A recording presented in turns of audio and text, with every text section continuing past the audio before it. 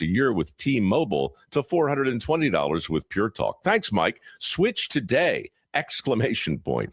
Pure Talk is saving James $820 a year. And because he literally wrote the words switch today in capital letters with an exclamation point, I'm going to go ahead and dedicate this commercial to him. So folks, take it from James. In Raleigh, North Carolina, Pure Talk can give you unlimited talk, text, and plenty of data for just $25 a month on the same 5G service the big guys are overcharging you for. Just dial pound 250, say Mike Rowe. You'll also save 50% off your first month. That's pound 250 to save an additional 50%. Thanks, James. Looking for serious truck savings? Head to Hurl Chevrolet GMC in Goodland and check out these Chevrolet deals happening now. Drive home a 26 Chevy Silverado 1500 Custom with up to $6,000 in rebates, now just $45,335. Need more features? Step into a 2026 Chevy Silverado 1500 LT with up to $5,750 in rebates, now $52,040. Power, capability, and value, all backed by the Chevrolet name. See the lineup today at Hurl Chevrolet GMC in Goodland, online at hurlchev.com. If you're shopping for a banking institution, visit with Equity Bank of Hoxie, Grinnell, and Quinter, Kansas. The Equity Bank is heavily invested in local business and activities contributing in many ways back to their community. Their employees are involved with many organizations and area events. Plus, a lot of experience comes with that staff. You'll find valuable local assistance when you bank at the Equity Bank of Hoxie, Grinnell, Quinter, and other locations in Western Kansas. The Equity Bank, member FDIC. This is NWKS Radio News. I'm Connor Schuh. An antitrust class action lawsuit was recently filed against several beef processors with consumers from many states, including Kansas, eligible for payment. The lawsuit alleges the beef processors involved entered a market allocation agreement to increase the margins and the price consumers paid for beef. The lawsuit went against JBS USA Food Company, Swift Beef Company, JBS Packerland Incorporated, Cargill Inc., Cargill Meat Solutions Corporation, National Beef Packing Company, Tyson Foods, and Tyson Fresh Meats Incorporated. Cargill and Tyson agreed to pay a total of $87.5 million in settlements to resolve the claims. Again, consumers who purchased any of hundreds of beef products for personal consumption between August 1st, 2014 and December 31st, 2019 for those companies are eligible for payment in 27 states, including Kansas, Nebraska, and Iowa. For these and other stories, go to nwksradio.net. Dense fog has developed overnight along and east of Highway 25, and a dense fog advisory is in place until 11 a.m. this morning. Visibilities of a quarter mile or less are possible. Temperatures are at or just above freezing, and some patchy freezing fog could make bridges slick. This afternoon, sunshine and west winds turning to the south at 5 to 10 miles per hour, with warm highs into the 60s. Tonight, southerly flow increases and fog is possible again in counties east of highways 25 and 83. Lows will be in the mid to upper 30s. Thursday, a trough and low develops out west, increasing south winds 25 to 35 miles per hour, warming temperatures into the 70s. This will elevate fire weather conditions, and a fire weather watch has been issued for Kit Carson and Cheyenne counties in Colorado. Also, strong to severe storms are possible along a dry line in the evening hours along and east of highways 25 and 83. This meteorologist Chris Romick in the NWKS Radio Weather Center. Looking for insurance that actually puts you first? At the insurance agency in downtown Goodland, we're independent, which means we work for you. Whether it's auto, home, crop, or business, we shop top carriers to get you the best coverage at the best price. No pushy sales, just honest advice from people who live right here in your community. Give us a call today at 785-899-5011 or stop by 1020 Main in Goodland, and let's get you covered. The Insurance Agency. Insurance the way it should be. Are pests making your home or business uncomfortable? Call Pest Away in Goodland, Kansas, serving all of Northwest Kansas. They provide top-notch pest control services to keep your space safe and pest-free. From ants to rodents, termites to spiders, our expert team is here to help with effective, safe, and affordable pest control solutions. Don't wait. Call Pest Away today at 785-728-7166 for fast, reliable service. Your home or business deserves the best protection. At Ray Community District Hospital and Clinic, they believe in promoting healthier living through compassionate quality care. From state-of-the-art maternity care to life-saving emergency services, their dedicated team is there for you and your family. Whether it's managing diabetes, navigating recovery, or receiving specialized treatments, they're committed to your well-being. Discover the difference a community-focused hospital can make. Visit rayhospital.org today to learn more. Ray Community District Hospital and Clinic. Your health, our priority. We've been serving ag families for generations because we believe farming isn't just a job, it's a legacy. Whether you're just starting out or expanding your operation, F&B Bank has flexible lending solutions designed for you. This is Loan Officer Kennedy Frank at F&B Bank. We're proud to be your hometown ag lender, member FDIC.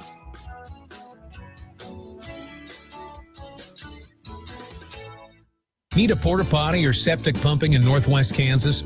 Call Topside Portables and Pumping, your local family-owned crew. They've got clean, reliable toilets for weddings, farms, and job sites, plus full septic services, RV waste, fertilizer tanks, and more. Available 24/7, because when nature calls, they answer. Call 785-728-8089. That's 728-8089. Topside Portables and Pumping. Reliable, local, clean. You ready? 1, 2, 3, 4! It's time for the Morning Blitz with Ross Volkmer. Give me my cane. I'll show you how to play this game. And Connor Schuh. Slovakia probably sucks. The High Plains only local sports talk show. Broadcasting live on Goodland's Rocket 102.5 and video streaming on YouTube, Facebook, and X. Who's got it better than us? No! Covering it all from the preps. Cowgirls hunting them, and they're finding them. Stargell with another 3. To the pros. Right side throw, touchdown!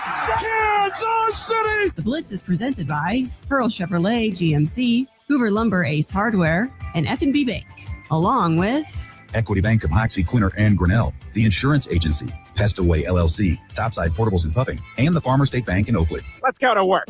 Well, officials in the forecourt.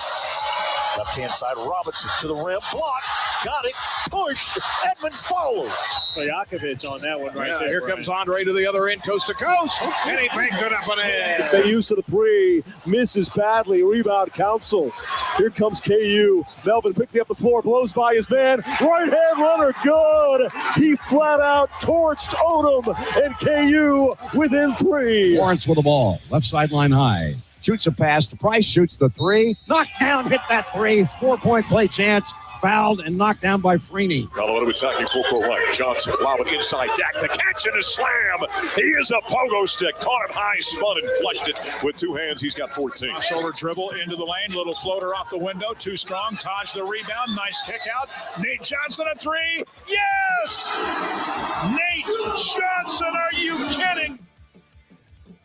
Well, if you love basketball, last night was certainly your night. There was plenty of it, whether it was on your television or in your backyard because of high school playoffs. I mean, if you love basketball, yesterday was your day, particularly for our area sports fans, because every single college basketball team was in action. And it was opposite night last night. The bad teams got wins, and the good teams smelled really badly, very badly.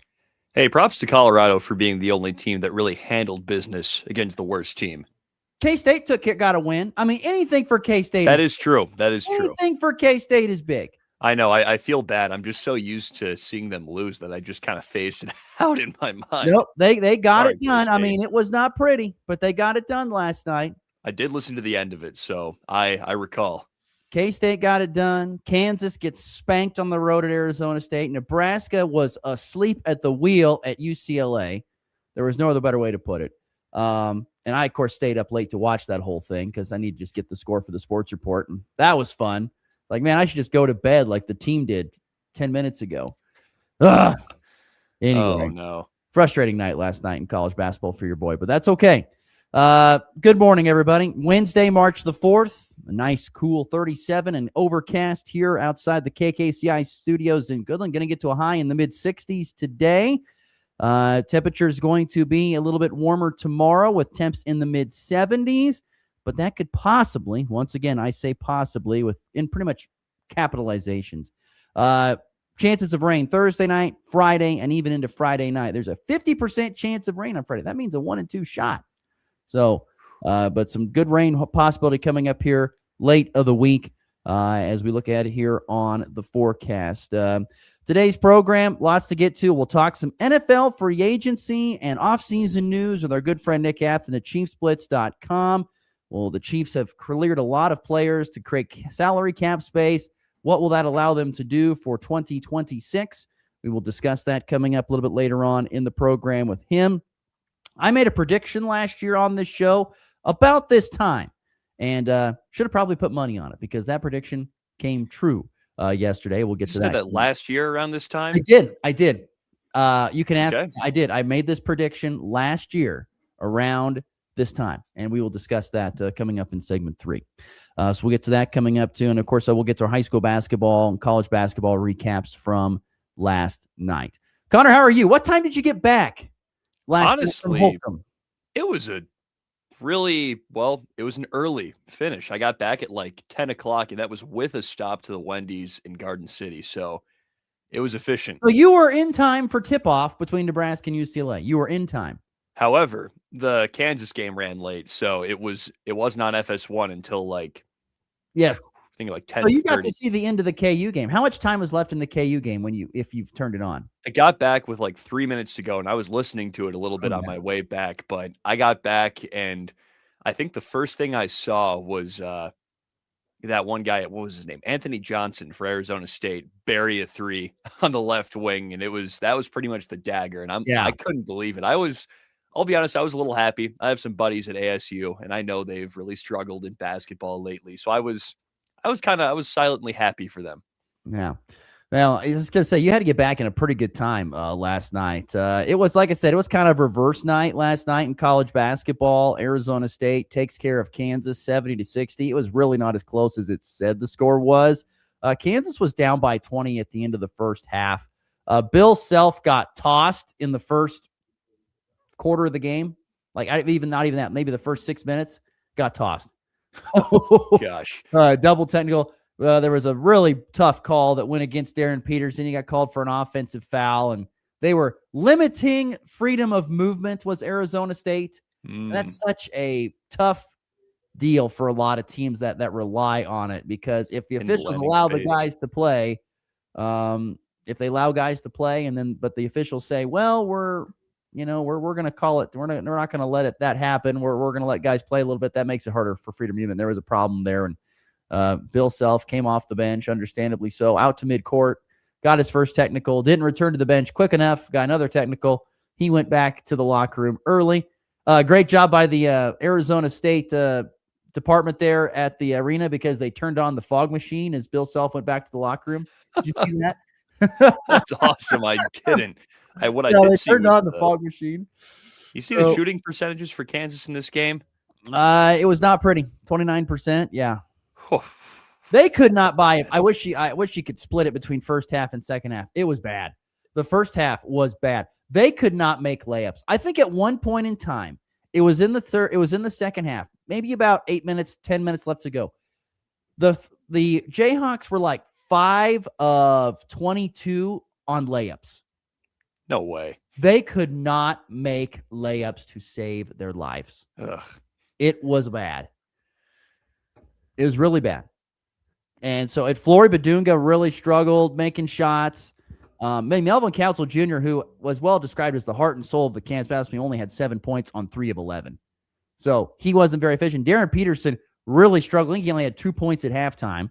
I heard he was 0 for 7, I think, at the half. Yeah, I made 2 free throws. But 3 of 18 for the game was Darren Peterson. 3 of 18. Ain't gonna cut it.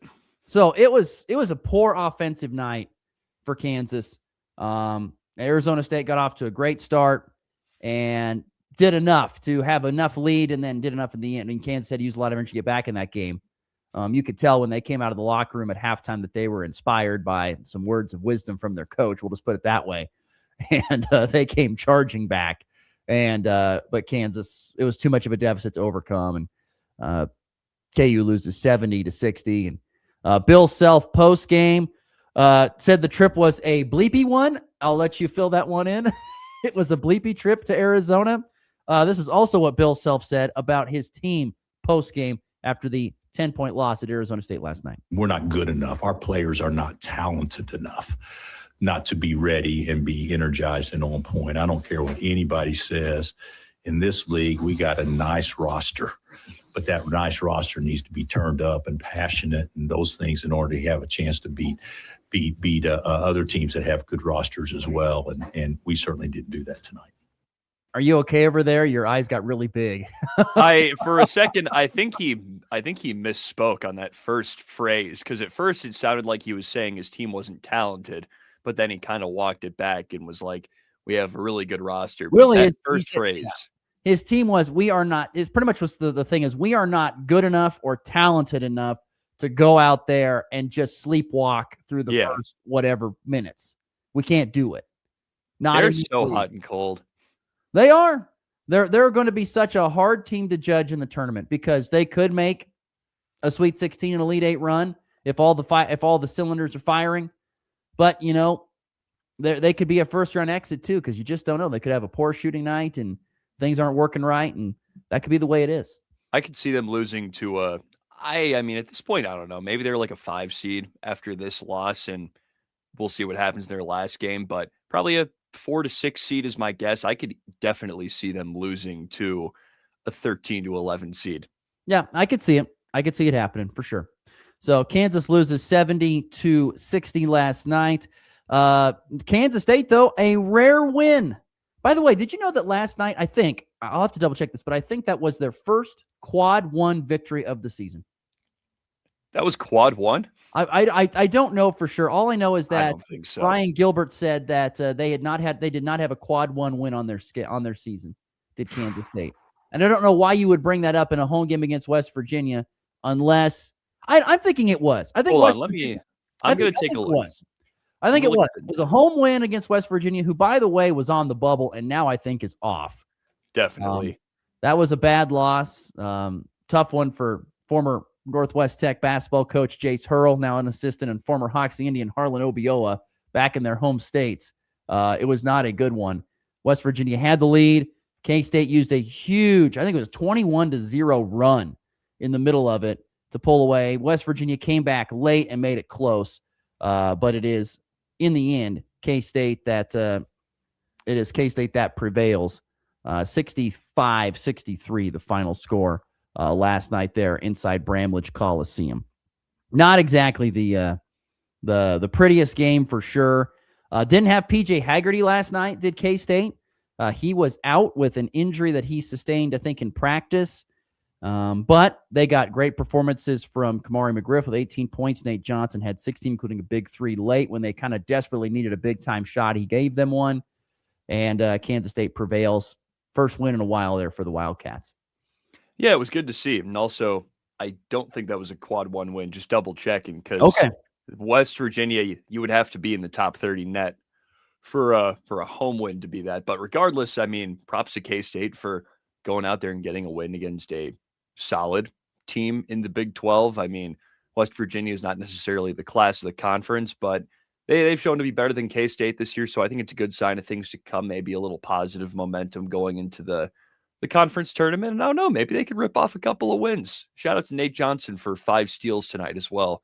Really stuffed the stat sheet, 16 points, 9 boards, 7 assists with those 5 steals. So I always love when I see stat lines like that. Yeah, great to see a guy fill the stat sheet for sure. Kansas State interim head coach, Coach Driscoll, his thoughts after the game. First of all, super proud of the way we defended. Really impressed with the way, probably for 32 minutes, we rebounded the ball. So therefore, our first shot defense was even that much more impressive. We really squeezed the 3-point line off them. I know he made one at the end, so really 5 for 22. So we really eliminated the 3-ball. We did a really good job being hot to that. And then the other thing that we really did well is we really put pressure on the rim on offense. When you make more free throws than your opponent attempts, that's always a good thing. Yes, it is. When you make more free throws than your opponent attempts, it's a good sign. And I'm sure West Virginia very frustrated because their NCAA tournament hopes were hanging in the balance, and they are now gone with that loss to Kansas State. So tough, unless they go on a deep run in their tournament. But now they got a lot of work to do, whereas they were kind of sitting in a decent spot. But now they probably have to win the conference tournament. Might have to. So K-State gets a win. Wildcats 12-18 now with that win. Gets just their second win, Jason. Oh, man, what's only the third win in conference play? Yeah. So it's been a rough year. Colorado won. it looked handily, 92-78. They were at 51-25 in the first, but were outscored 53-41 in the second. Colorado continues to show how young but talented a team they are. You see how talented they are by how they just blow teams out at times, but you see how young they are behind. They leave the door wide open for teams to come back. So many times. And it's funny. I listened to almost the entire second half of this game on the way home, and I had a great time because Mark Johnson, obviously the voice of God, as they say, right? Right. Voice God. Yeah. He described it perfectly. He was saying that Utah just couldn't miss. At one point, I think he said they were 15 of 19 from the floor in the second half, which is crazy. And Colorado was able to keep pace enough to stay up in the game, but the defense was really nowhere to be found. But shout out to Isaiah Johnson. His godfather, D. Wade, was sitting front row, is what it sounded like. So he got to see a win. So some cool stuff all around in that CU game. And it sounds like they're kind of locked into their spot in the Big 12 tournament, 11 seeds. So I think that's a bye, or that might be the last spot without a bye. I'm not 100% sure. Yeah, 22 points from Ben Dak, which was a career high last night for him on 6 of 9 shooting. Almost had 3 guys in double with 20-plus points last night for Colorado. Johnson had 22, and Barrington Hargress had 19. 4 guys in double figures. Pretty good performance from Colorado. I think if Tad Boyle can keep that team together this offseason and next year, they're going to be good. That's going to be a dangerous basketball team. Oh, yeah. A lot of those guys coming back. So we'll see. And in the late night capper, Nebraska falls to UCLA on the road, 72-52. Nebraska was horrific shooting the basketball, could not make free throws, could not make layups, could not make three-pointers. I mean, it was a very rough watch late last night. They were down 37-24. They got it to 10 in the second half, but UCLA had a layup and then a foul under the basket against Nebraska. And that resulted in an inbounds play for a 3, a 5-point swing, and that was it from that point forward. And I think that also punched UCLA's ticket to the tournament. So I think they can thank Nebraska for that. Yeah, you're welcome. I'll tell you, it's Nebraska just is a team where if they are playing if they play up to how they can make shots and they play their defense and all that stuff, they are a really good team. But if they face a team that has any sort of really good, consistent athleticism 1 through 5, they're in trouble. And that is why they are, to me, Nebraska is a scary team to pick in the tournament. I see a lot of experts. They do this thing like, here's a list of teams. Tell them how far they're going to go in the tournament. I saw Wally Serbiak yesterday on social media said, pick Nebraska, the Elite Eight. I'm like, I am a big Nebraska fan. There is no way they're getting the Elite Eight. There is not enough athleticism on this team to get to the Elite Eight. It's if they just have the right path, they could. Maybe. But, man, I'm telling you, there are going to be some matchups where you play some real freak teams that have some really good athletes and rebounders and shooters. And if they run into that team, it's curtains. Nebraska does not. There is just not a lot of room for error because they don't have a lot of mistake erasers. They just and last night that game tipped off at 10 o'clock Central Time, as we all know. Actually, it was 10:15. Half the team was asleep. You could just tell there were passes and turnovers. It was bad. You saw it last night. In Kansas going to Arizona State and Nebraska going to UCLA, that these late games for these teams are very challenging. And if you're able to get it done, more power to you. But they're very challenging to deal with the body clocks that some teams have to deal with. You definitely can see that. And it's not even teams that are from the East Coast going to the West Coast, like Stanford or, whoever. Clemson have to go to play Cal or wherever like that. That's got to be even more impossible. I can't imagine. Yeah, the conferences are kind of a mess right now. I never liked the lack of regionality we're looking at right now. Cal and Stanford should not be in the ACC. Arizona and Arizona State should not be in the Big 12. To me, Arizona State makes the most sense of all of them. Yeah, it does. Over the Big 10 teams over the UCLA, Oregon's in the Big 10. Because that's an extreme. Yes, it is an extreme. I mean, Rutgers plays at UCLA. It's ridiculous. That's about as far as you're going to get. Yeah, so dumb. Anyway, so overall, besides Kansas State and Colorado, tough night in college hoops last night for college basketball. Tough one there for sure. Let's see here. Real quickly, FB Bank text line. Michael says when the ball was tipped, Kansas was lost. It's pretty much what he was saying. It's a GIF. Heard you. Let's see what else there. Officer Jared talking about Miami of Ohio, 30-0. Yes. Just the fourth team in Division I men's basketball history to start the season 30-0. Just the fourth team ever. They're going dancing. Yeah, they're playing really good. I'll be intrigued to see what they do in the dance and what kind of draw they get. I'm excited. Last night in high school hoops, not to be outdone there. Great night for a couple teams, a tough one for another. But Hoxie girls and Oakley girls both winning last night. Hoxie girls, another convincing win over Stanton County, 63-36. Oakley beat Trigo at home, 49-34. So guess what? Oakley and Hoxie meet for a sub-state championship game and a chance to go to the state tournament on the line Friday in Smith Center. Tough deal there that you've got two teams that are, maybe 30 minutes apart drive, and they're going to drive an hour plus away to go play a championship game. Yeah, we've talked about it plenty. It ain't fair. But Hoxie and Oakley, and the tough part about that is Oakley's had a great year this year. Hoxie is on an amazing level. It's going to take a great effort from Oakley to pull off a win over Hoxie, I think. And that's tough because both those teams, I think, could deserve to go play in the state tournament and could be teams that are, Final Four type good, but they're in the same sub-state, unfortunately. That's just what happens. So Hoxie and Oakley meet Friday in Smith Center, trip to go to state. Colby boys, their season came to an end down at Holcomb last night. They lost to the top seed, Holcomb, or one of the top seeds, 73-56. Ending their season at 12-12. But as you were there, Connor, this game a little bit closer, maybe the final score indicated. Absolutely was. And it was an interesting game throughout because Colby kind of started the game how Holcomb had started last time these teams played. Colby started on a 5-0 run, but then Holcomb turned on the gas and they went on a 15-0 run right after that. And then Holcomb, it kind of felt like they had a stranglehold for that entire first half. They finished it up 19, and it's like, oh no, here we go again. It's over before it starts. But then in the second half, you see the juices start flowing. Colby outscored Holcomb, I think it was 17-5 in the third quarter, and they switched to a zone, and that totally locked up Holcomb. They couldn't score on it, and Colby started out rebounding them. They were really physical on the glass and on defense, and they got to within 5 actually at the start of the fourth quarter. And I was sitting there thinking, I'm like, they can pull this off. They're right there. But then with no shot clock, Holcomb just starts holding on to it. And of course you have to come out of your zone and then try and force them to move. And I'm not going to say that's the only reason they won, but I think that definitely played a part because they had to come out of the zone. They couldn't just sit in it and let them just dribble it out by the mid-court line. But that's what happened. And then some guys got into foul trouble early in the fourth quarter. Hoppy fouled out. I think Coben Curry fouled out as well.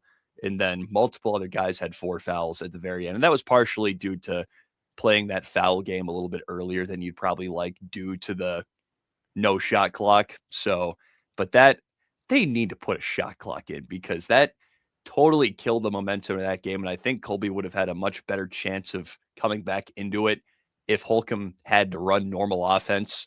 And yeah, I don't know. It just, I hate it. 2 questions for someone who wasn't there. Had they played that zone, Colby, had they played that zone defense before this season?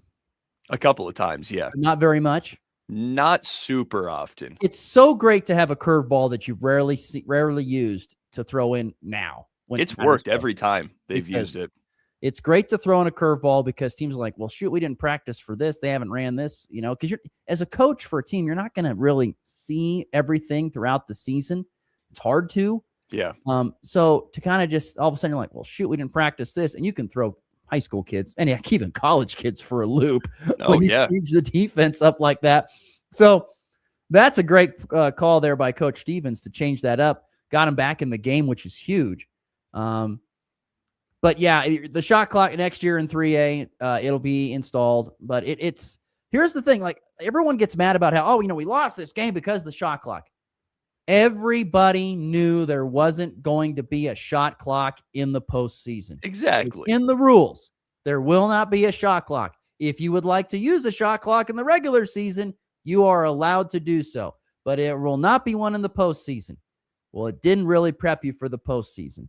And you have to learn how to get leads and squat on the ball. You have to learn how to do that because if you're down, it's really hard to get back in, particularly in the fourth quarter, because teams are just going to sit on the ball. And they came so close too, man. It's like you just kind of knew with no shot clock they were going to sit on it, and that's what happened.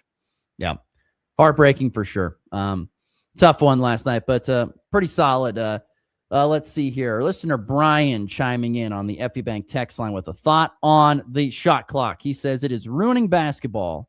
If you want high school and college ball to have no defense like the NBA, then hope for more shot clocks. I don't know about that. No, I mean, they're going to play defense. I mean, you got to play.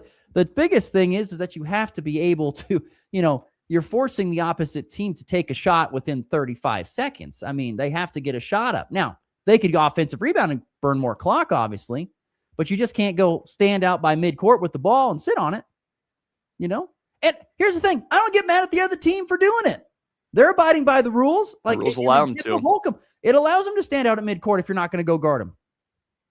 Can't blame them. I mean, they're trying to win the game. So say what you want. They're trying to win the game too. Yeah. Tough. Colby's season ends. Colby's season ends at 12-12 overall. I think a pretty respectable first season for Coach Stevens in his first year. Pretty good season. I'd say so. 12-12. We got to get to a break. Nick Athens going to join us to talk some NFL. We will when we come back later on in the show, we will look ahead to tonight's games. Colby girls at Holcomb, Goodland girls at Southwestern Heights, but we're up against the clock. Let's get to a break and we come back. Nick Athens will join us, talk some news surrounding the Chiefs roster and other NFL news and headlines. You're listening to the Morning Blitz. It's time to step into premium capability at Hurl Chevrolet GMC in Goodland with strong GMC offers happening now. Get into a 2026 GMC Sierra 1500 Elevation with up to $7,000 in rebates, now $51,150. And if you're ready for a full-size luxury, the 2026 GMC Yukon features 1.9% APR for well-qualified buyers. Full design, professional-grade performance. GMC delivers power and refinement wherever the road takes you. Visit Hurl Chevrolet GMC in Goodland today or online at hurlchev.com. You can feel it in the air. Longer days, greener lawns, and plenty of projects waiting around the house. Good thing Hoover Lumber Ace Hardware in Goodland has you covered. Freshen up your home with Benjamin Moore paint, tackle the yard with powerful Ego battery tools, and give your lawn the boost it needs with Stage 1 Ultimate Fertilizer. Thinking about cooking outside? Check out their great selection of grills, griddles, smokers, and outdoor living essentials. And remember, if you need it, Hoover Lumber Ace Hardware probably has it. They even have milk. Hoover Lumber Ace Hardware in Goodland and Colby, your place for just about everything. It's time for a check of the markets with the Anderson Trade Group on the Kansas Farm and Ranch Radio Network. Good morning, Jared Law with the Andersons in Overland Park, Kansas with your morning market update in the overnight session. May corn down 3 3/4 at 4.42 3/4. July down 3 1/4 at 4.52 1/4. September down 2 3/4 at 4.54 1/4. December down 2 1/2 at 4.68 3/4. Soybeans on the May down 2 1/4 at 11.68 1/4. July down 1 1/2 at 11.81 1/2. November down 2 3/4 at 11.28 3/4. KC wheat on the May down 7 3/4 at 5.70 1/2. July down 7 1/2 at 5.84. September down 7 3/4 at 5.98 3/4. December down 7 1/4 at 6.20. Chicago wheat on the May down 7 1/4 at 5.66 3/4. Feeding cattle yesterday finished at 357.20. Live cattle 234.12. Lean hogs 95.75. Crude oil futures down 31 cents a barrel at 74.25. Gold futures up 61.50 an ounce, 5,185.20. Silver up $1.71 at 84.90. U.S. dollar index down 12 at 98.88. Dow futures 123. 48,696. S&P futures up 23, 6,848. Need to move your cash grant and want to talk about risk management? Reach out to myself, Jared Law, Tom Pluto, Tyler Ghost, 913-748-3000. If you're out in Colorado, you can reach out to John Hanky or John Fowles at 970-744-4484.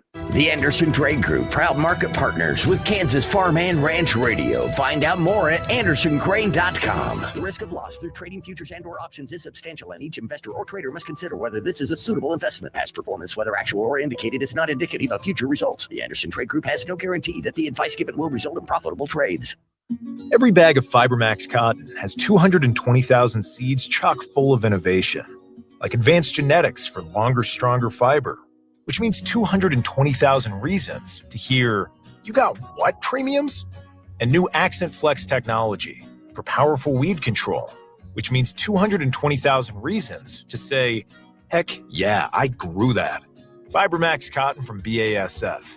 Innovation in every bag. Always read and follow label directions. Kansas Corn reminds you that E15 fuel is the right choice for every kind of driver. For the car enthusiast, E15 has higher octane. For the thrifty driver, E15 is priced lower than regular unleaded. For the nature lover, E15 provides cleaner air. For the shopper who buys local, E15 has more ethanol from our Kansas corn farms. Choose E15 for a higher octane, lower price, and cleaner American fuel. This message from the Kansas Corn Commission. Learn more at kscorn.com. Whether it's touchdowns, home runs, or buzzer beaters, we've got you covered. It's the Morning Blitz. I'm a man on a mission. I'm a man on a mission. I know that yesterday you were hoping to see a Mick Cronin meltdown of some sort, Didn't happen, but Nick still found a way to gripe in the post-game presser despite his team maybe playing their best game of the year. Of course. Mick goes, this game tipped off too late for these student athletes that have to get to class tomorrow. I can't hate a coach more. He is the ultimate curmudgeon. Ridiculous. He hates everything. It has to be an act at this point. Oh, my God. I don't That's know. so funny. He's like, this is not really fair to these student athletes who need to get to class tomorrow. This game tipping off at what was, 8:15, Pacific time and 10:15 Central time, 9:15. I mean, it was late. Don't get me wrong, but shoot, man, shoot. Let's go to the Hurl Chevrolet GMC video stream. Waiting patiently, as always, our good friend Nick Athen from Chiefs Blitz. Good morning, sir. How are we today? I'm doing all right. How you guys doing? Good. Late night last night watching Nebraska get destroyed by UCLA, but we'll be all right. We'll push through. Yeah, I think I turned off when it was 4-0. Don't blame you. Honestly, I wish I could have. Turned it off. It's not good. Nick, of course, ChiefsBlitz.com. Nick, been so much news surrounding the Kansas City Chiefs when it comes to making cap space. Seeing, Mahomes' contract reworked and certain guy, Mike Dana, getting let go. We're seeing Jawan Taylor get let go here in about a week, it sounds like, if they can't find a trade partner for him. I think we knew this was coming. Is there any guys that have been moved or have not been moved that has surprised you? No, I don't think both those moves were highly expected. I think when you look at the Chiefs salary cap, I mean, obviously moving Mahomes' money was simple. That's the way the contract's designed. At the end of this year, he's going to get a massive new deal, so it's all going to be a moot point. Chris Jones has got a high contract, but I don't think they're going to move that space because I think this is Chris Jones's last year in Kansas City. So right now with the moves they made, they've got about $14.5 million in cap space. Their draft pick expectation cost is going to be somewhere between 8 and 12, 13, just kind of depends. If they do some maneuvering or they add a first round pick, which is going to be the rumor of the week. So I think there's really not a whole lot. Creed Humphreys could redo his deal. Trey Smith could redo his contract. Drew Tranquill, 50-50, he's there. Noah Gray, 50-50, he's there. So they could create another 30 million plus, maybe 40 million in cap space to do some damage in free agency, which I can't believe I'm going to say this. I think the Chiefs are going to be extremely active on the first day of the legal tampering on Monday.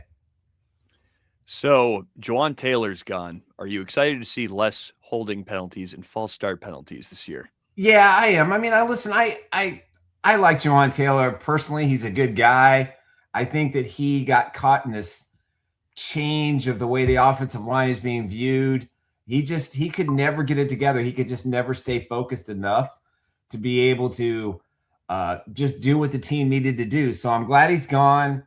Moore's going to probably start a right tackle. They've got Asa Pole, who I think is going to be a beast. So they've got some depth at offensive line now. The interior is solid. Left tackle is solid as long as, Simmons is there every week to play football. I think we're in pretty good shape. But I like this offensive line. I like the move. Don't be surprised if the Chiefs draft a tackle in the first round. If the kid from Utah falls, and there's a lot of talk right now that Kansas City could take a tackle and have two premier bookend tackles for Patrick Mahomes, plus the interior of that offensive line for the next 5 years. Sign me up. I don't think that's a bad way to go. Nick Athen, our guest from Chiefs Blitz on the Hurl Chevrolet GMC video stream. Nick, how much more room do they need to create for cap space, do you think? or are they in a good spot right now? What do they need to do to get themselves in position to get first and foremost legal, and second of all, maybe have enough to go out and be a little aggressive? Yeah, they're technically legal at the moment. Okay. So they've got about $14 million in cap space. If they move Creed Humphrey's money, that's another 10. Trey Smith could be another 12. So that would give them plenty of money to go out and sign a pass rusher and a running back. Of course, the big caveat is, what are they going to do with Trent McDuffie? I think personally he's gone. I think he's going to be traded to the Los Angeles Rams. I think it's going to be this week that it's announced. I don't think the Chiefs are going to wait around, so that way they can maneuver their cap space and know what to expect. They can't legally trade him till the new league year starts, which is officially Wednesday. So if that happens, then the Chiefs might have 2 first-round picks, and that changes everything in what they can do. But you got to remember, they're gonna re-sign Travis Kelce to a very team-friendly deal, probably somewhere in the $5 to $7 million range with some incentives to bring it to 10. I think Tyreek Hill is going to come back at some point, probably in late spring, early summer on a 1-year deal. So they're going to have some room there. I think they're going to be players for a couple of the running backs. They want Breece Hall, but the Jets just keep torturing this poor kid who's been dying to get out of New York since he got drafted. So Kenneth Walker, Travis, I can never pronounce Etienne. Etienne, there you go. He's very high on the Chiefs list. Phillips, the pass rusher who ended the season with the Eagles, is high on their list. And don't be surprised if they go after another stud wide receiver. The fact the Colts didn't tag Pierce, I don't understand that. That made absolutely no sense to me. If the Chiefs are going to go all in on a wide receiver, that's the guy to go into. So I think the Chiefs are going to be very active, but a lot of it's going to be contingent on if they trade McDuffie, that gives them another $13 million in cap space. Can they get the Rams' second first-round pick and plus maybe a third? And if that's the case, I make that deal all day long, because Brett Veach has never paid cornerbacks, and I can't see him paying him $110 million. And honestly speaking, I like Watson better. I think keeping Watson is key. Jalen Watson, he came back last year, had a good season after the injury. I think he's their best cornerback. So those are the moves that I would make if I was Brett Veach. Nick, you mentioned a name that I find fascinating. You mentioned it a little bit ago, but the Chiefs are in search of a running back, and the Seahawks are not going to tag Kenneth Walker, so he's a free agent. And I've even told Connor this. I said, why don't Kansas City go after Kenneth Walker? Yeah. I mean, I think he'd be a great fit there for the Chiefs. I think he would be. I know it's hard to say there's a knock on this kid, but he's, the Seahawks have 3 running backs, and they're all 3 good. And I think when you look at how they use them, that's how he would be used in Kansas City. He's not a great pass catcher, and I think that's one thing that Andy really wants to evolve with the offense this year. And I think when you got Brashard Smith, who we saw a little bit last year, maybe he becomes the Jerick McKinnon type, and then Walker doesn't have to have that pressure. But to me, Walker is the best patient cutback running back I've seen since Bell. I mean, he just has that patience at the line, and that's what they need. Isaiah Pacheco doesn't have that gift or quality. So I think if Walker, Etienne are probably going to be the 1-2 look-see that the Chiefs are going to go after. Listen, I know there's a lot of talk about Jeremiah Love, and I would love to have him. I think he's the best player in this draft. I think he's going to have the most impact of any of the rookies drafted this year, wherever he goes, as long as he goes to the right team with a decent offensive line. But I just don't think he's going to get there. I don't think he's going to be there at 9. I think the Giants, with Harbaugh, they really like him. Could they take him at 3? I think the Saints certainly, even though I think that would be a terrible fit for him because of the quarterback situation, the offensive line, he wants to be a Chief pretty badly. The Chiefs would love to, but they can't wait. So if Etienne is available or Walker is available and they have a chance to sign him, that's what you do. And you just can't take the risk of hoping like a Josh Simmons is going to fall to 32. It's just not going to happen. So to me, unless they are 100% convinced or 99% convinced that he's going to be there at 9, they're going to have to address the free agency running back situation right away. You think there's any chance they could wait for a running back to fall into the second round and maybe plug and play whoever that is? Yeah, there's some good guys. Price, the backup at Notre Dame, is really good. I would put him in my starting lineup on day one. I think he's that talented. The kid from Arkansas, whose name is escaping me at the moment, is kind of like a Derrick Henry type that they fell in love with at the combine. I think he had the second fastest speed. I apologize, I can't remember Mike his Washington. name. Yeah, there you go. He's terrific. Now he's either going to be a second round, late second round, or early third round. But if they don't sign ETN and they don't sign Walker, then they're going to roll the dice in the draft. So I think if Love's there at 1 and they haven't signed a free agent, he's the pick. If in the second round or they get an extra pick in a trade or they maneuver, I think the kid from Arkansas makes the most sense. Eric Bieniemy loves him. People I talked to said they were just enamored by this kid. Again, it's a risk. Do we wait for the guy that we really, really want, that we don't have to pay a fortune to? Because the problem with Love is not only going to pay him as a top 10 pick, but in 4 years or 5 years, you're going to have to pay him a mega deal as well. So maybe the Chiefs find their running back in the second round. We'll see. Nick Athan-Katibi, our guest here on the Morning Blitz. He joins us from, of course, ChiefsBlitz.com.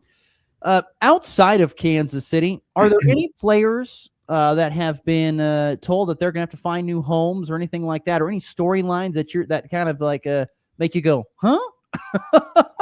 I think the biggest storyline is Malik Willis is the top rated prospect in the $30 million in NFL free agency, and I guess he's going to the Cardinals is the rumor, $35 million, and I'm just like, this is the dumbest. You might as well keep the kid you don't like. I don't understand how these franchises are evaluating quarters. I think they look at the recent success of last year with the retreads and, the greatest story in NFL history, winning a Super Bowl as the starting quarterback for Seattle. And you look at and these teams just they don't want to do anything original. They just want, okay, we'll take this guy. We'll take this guy. Oh, he played great for 3 quarters in the 10 games that he started, and we're going to pay him $35 million. So to me, that is the craziest thing. I think the second thing, like I said, the Colts not tagging Pierce. I just, I don't know what's going on up here with some of these GMs. This is going to be the craziest NFL draft I think we have ever seen. I think you're going to see so many teams fall in love with players. They're going to move up. It's going to be crazy.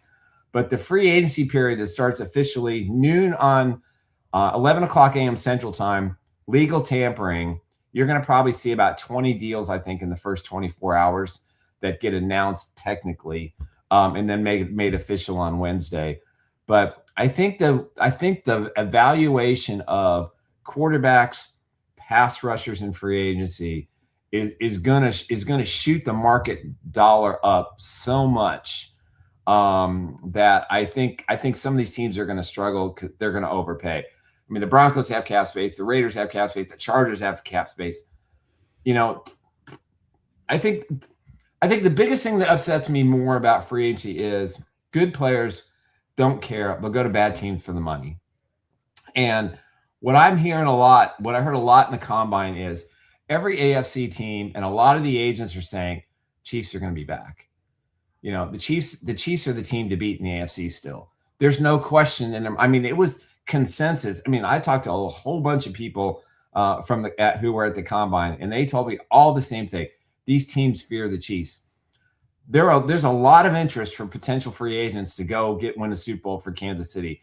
They may be the exception. So I think when you evaluate what's going to happen in Monday, Tuesday, and Wednesday, and into Thursday, you have to sit there and go, if you're a Chiefs fan, how aggressive are they going to be? If you're a Broncos fan, can they overcome some of the mistakes they made down the stretch? Are really that easy to come to Denver? What's the message? And so, the two teams in our area, on the broadcast show here, they've got a lot in common, but there's a lot of difference because everybody I've seen has the Broncos finishing third in the division next year. behind Kansas City and Los Angeles, who's automatically early. Los Angeles is going to win the AFC West. So, to answer your question in a really winded way this morning, I think there's going to be a lot of surprises in free agency. I think there's going to be some ridiculously insane money that is going to go to really great players who are going to go on bad teams. And 2 years from now, they're going to ask for trades. That's what I think. Nick Athen, ChiefsBlitz.com. Nick, as always, thank you so much for the time. Appreciate it, buddy. We'll catch up soon. All right, guys. Thanks for letting me rant this morning. Take care. You bet, buddy. Once again, great stuff there from Nick. Always welcome to come on and rant on the Morning Blitz. We'll take our final break. Come back. We'll talk high school hoops tonight and also a prediction that Ross got correct a year ago. Next in the Morning Blitz. When you're looking for great food and friendly hometown service, make it Traditions Restaurant in Goodland. Open Wednesday through Sunday, Tradition serves up classic comfort food favorites, daily specials, and hearty meals made with care. From lunch to dinner, you'll enjoy fresh ingredients, generous portions, and a welcoming atmosphere every time you stop in. It's the perfect spot for family meals, lunch breaks, or catching up with friends. Join the Tradition at Traditions Restaurant, proudly serving Goodland Wednesday through Sunday, where good food and great traditions come together. When you need reliability with a personal touch, call Miller Construction Services, LLC. With over 40 years of hands-on experience, this family-owned and operated company is your trusted construction leader across Northwest Kansas, Northeast Colorado, and Southwest Nebraska. Licensed, bonded, and proud to be a Chief Buildings Independent Authorized Builder, Miller Construction builds durable storage facilities, warehouses, municipal projects, and more. Be sure and visit millercs.com. That's millercs.com, and let's build your future together with Miller's Construction Service, LLC. Roof floor now, and it needs replaced. Who you gonna call? Roof Masters! Roof Masters Roofing at Colby has been your premier roofing contractor for over 40 years, offering free estimates on all types of roofs, as well as seamless rain gutters and vinyl siding. So give us a call today.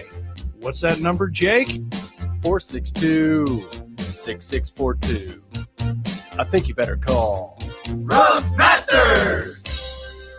From Rollins Regional Medical Center. Did you know someone in the U.S. has a heart attack about every 40 seconds? Heart disease remains one of the most common health conditions nationwide. Cardiology focuses on monitoring conditions related to the heart and cardiovascular system. These evaluations may include monitoring blood pressure, heart rhythm, and other indicators that support early identification of heart-related conditions, informed care planning, and ongoing awareness of cardiovascular health over time. This message is provided by Rollins Regional Medical Center. Learn more at rchc.us.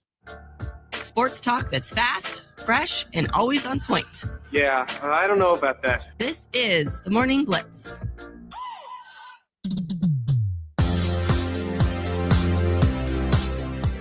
Couple of thoughts from the text line. First, Michael talking about what Nick said about the Broncos pick to finish third. He goes, we were picked to finish third last season too. And look where we ended up. It's pretty much what Michael's saying. True. We'll see. It's a long ways away from the NFL season, it feels like. Steve from Binkelman says, after the Morning Blitz, he'll be switching over to listen Dundee County Stratton girls take on Loomis in PBA. So the girls' state basketball tournament gets going today in Nebraska. Best luck. Go Tigers. Go Tigers. They have a great shot of winning state, I think. Really good team there in DCS. Wrapping up the show here real quickly. High school hoops tonight. Colby going to Holcomb again. So deja vu for Connor Schuh as you go to Holcomb. What are your thoughts on tonight's matchup? I like how Colby played Holcomb, especially the first time around. I think it was a much closer score, and they had it in the balance a couple of times last time they played at Holcomb. So I think this one is how do I put this? I don't know. It's more likely to be a little closer than I think the boys' game. I think the girls' teams are a little closer matched. So we'll see. I don't know. Sometimes the Colby girls have a little bit of struggle scoring the ball consistently and getting out of holes. So I think it's key for them to go and get a lead early and try to hold on to it, because I think defense is really, really their strength. So we'll see how it goes. Be big to not allow Holcomb to get going, particularly from the outside. Absolutely. They're a very good perimeter shooting team, and you do not want to allow them to kind of get cooking early. So you want to kind of get that shred of doubt in their mind early for shooting, and then you kind of build from that. But we'll see. Deja vu for Connor Schuh tonight, 100 point through the ride. Same time, same place. It's just the Yes, the indeed. teams are different. Colors are the same, but the teams are different. Tonight here on Rocket 102.5 KLOE, Goodland with their second trip, at least as an athletic program, second trip in a week down to Kismet Southwestern Heights tonight to take on the Mustangs. This is a 4-5 matchup. Both teams come in with identical records at 18-6. Goodland has had games this year where you step back and like, God, this could be a team that could go to the state Final Four. They've looked that good. They've played that good. And there have been games like, I don't even know if they can win the next game. There have been games like, gosh, like, I don't know what happened. One of those was kind of on Friday against Norton. Didn't play great. Got off to a big lead, I think, and that was probably the problem. Led 21-5 at half. And then, unfortunately, kind of took the foot off the gas, and Norton kind of made it a little bit closer in the end. But Cowgirls have to play a complete 32 minutes tonight. Southwestern Heights is a good team. Layla Kistner is their top player. She's a young ladies committee to go to Seward County Community College. She's a good basketball player, really good all-around athlete. But they have 4 sophomores to Southwestern Heights that are good, really good, led by Caitlin Reese, who can really spot up in the corner and make threes. And Southwestern Heights looks like they love to, after a make shot, get up and press the living daylights out of the ball. That could be a problem for Goodland. They haven't handled the press great. We'll see how they are ready for it tonight. If Goodland can't break the press, that could lead to easy layups, and that's a good thing for Goodland because they're more of a layup-making team than they are a three-point shooting team. I think tonight's game is going to be really good and really interesting and very competitive at what's the team that makes the least amount of mistakes, what team's able to make a few shots down the big clutch shots down the stretch will be very, very big. Both teams are very good defensively, allowing less than 33 points per game, each of them. Southwest Heights a little bit more offensively inclined than Goodland, but, we'll see how that pans out. Another fascinating story, Goodland trying to make it to a sub-state title game for I think it's the 7th time in the last 8 years or 6th time in the last 7 years, while Southwestern Heights hasn't played in a sub-state championship game in 15 years. So a win tonight would be for the first time they go to play for a sub-state title in 15 years. So a lot riding on tonight's game. Should be entertaining. Goodland at Southwestern Heights tonight on Rocket 102.5 K. We will have pregame starting at around 4:40 Mountain Time, getting you set for Goodland at Southwestern Heights will be there, and also the Goodland Voice will be there as well with video coverage. Can't forget tonight there is college basketball happening. Colby Community College at Butler and Fordyce Tech Northwest hosting Hutch. The regular season comes to an end tonight for JUCO hoops. Postseason play begins later on. So the regular season done after tonight. Also today, but as one door closes, another door opens. It's the Jayhawk Conference opener for softball today. Colby Community College at Garden City, Fordyce Tech Northwest at home hosting Barton in the games here tonight. So there you go. What's happening in local sports today? Let's get to the walk-off, and we'll get to the final thoughts.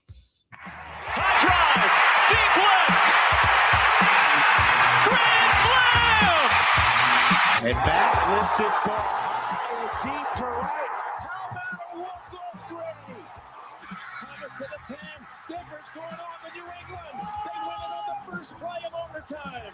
Mahomes flings it. It's there. Hardman. Jackpot. Kansas City. So about a year ago, I made the prediction on the airwaves that I thought that Goodland native and Fort Hays State women's basketball star Telex Weeder would be MIAA Player of the Year. Guess what? That's what happened yesterday. Named MIAA Player of the Year after averaging 27.3 points per game, leading all Division II and scoring in second in all NCAA basketball. 20 or more points in 23 games this year and 11 games with at least 30 points for the Fort Hays State Tigers. I'm not surprised by this at all. I figured it would happen. I wish I could have put some money on it. Could have made a nice little chunk of change on that, Connor Schuh. I guess so. Kyle chimed in earlier in the program. He wanted to know his thoughts on that. And does she go to KU next year and get some NIL money? I don't know if she's going to go to KU. I don't know if she's going to leave. I have no idea. I have no insider information. But I would be shocked if there are not other Division I programs, or I should say just Division I programs sniffing around. Why wouldn't you? Wouldn't you? If she's averaging 28 a game at the D2 level and shooting as efficiently as she is, I mean, she's got to have at least some looks. I would say keep an eye on Oklahoma State, maybe sniffing around. The big thing is if Telexa wants to go. She's got one more year left. I would love to see her try and see what she could do at the highest level. I know she wanted to do that out of high school, but maybe she really likes where she's at and she's having a lot of success. How about Ohio State? We could use a scorer next year. We'll see. But this is what happens. You play good at D2, you get a chance to go. I mean, the leading scorer in Division II men at Western Colorado out there in Gunnison, averaging like 27 points per game. He's in the portal now. You know what? Go somewhere D1. That reminds me of something really interesting I was going to mention earlier for the KU ASU game. That kid Anthony Johnson I mentioned earlier played NAIA ball last year. Really? Yes. Ooh. Hey, if you can do it, they'll find you. That's the truth. For Connor Schuh, I'm Ross Volkmer. We'll see you back here again tomorrow on the Morning Blitz.